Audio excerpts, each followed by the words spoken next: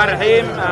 تم بعون الله اليوم البدء في الائتلاف أو التجمع الثقافي وإقامة أول مسابقة، وهذه المسابقة تم التنسيق مع إذاعة هنا أبين وبإشراف اتحاد الفرق الشعبية للمديرية، وتم بحضور مدير مديرية خنفر الأستاذ مازن بالليل يوسفي، وأيضا بحضور الأستاذ علي شيخ السوري نائب رئيس مجلس الانتقالي في المحافظة، والأستاذ صالح رئيس مجلس الانتقالي في المديرية.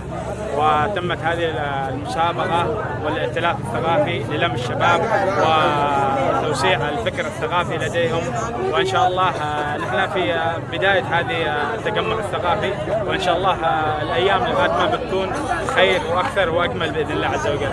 وتم اختيار هذا الوقت لأن هذا الشهر هو شهر فضيل وشهر كريم، ونسأل الله التوفيق والعون في هذا التجمع الثقافي، وشاكرين لكل من مد يد العون لنا في إسهام وإنجاح هذا التجمع الثقافي، وشكرا جزيلا لكم. اسمك المهندس صبري عدنان أحمد، المدير التنفيذي مجمع العاقل المحروقات.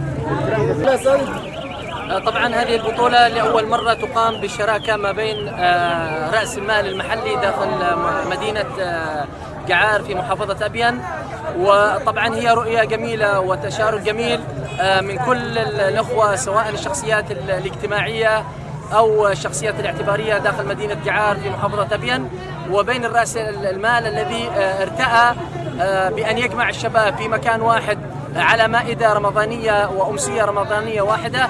وإن شاء الله عدد الفرق سيكون هناك إلى 16 رمضان. سيكون الدور الأول، وبعد ذلك الدور الثاني 4 فرق، أما الدور الأخير الدور النهائي سيكون بين فريقين إن شاء الله ليلة 25 من رمضان. أيضا الداعم والراعي الرسمي لهذه البطولة مجمع العاقل وعد بأن تكون هناك جائزة قيمة لا نريد الإفصاح عنها إلى جانب المبالغ المالية مع كل مسابقة وأسئلة الجمهور. سيكون هناك جائزة قيمة كبيرة للجمهور، ومن هنا وعبركم نعلن بأن هذه الجائزة قيمة وسيتحدث عنها الجميع. شكرا لمن شارك، وشكرا لكل الفرق وكل الأحياء داخل مدينتي زنجبار وجعار التي شاركت، وستستمر المنافسات إن شاء الله. شكرا جزيلا لكم.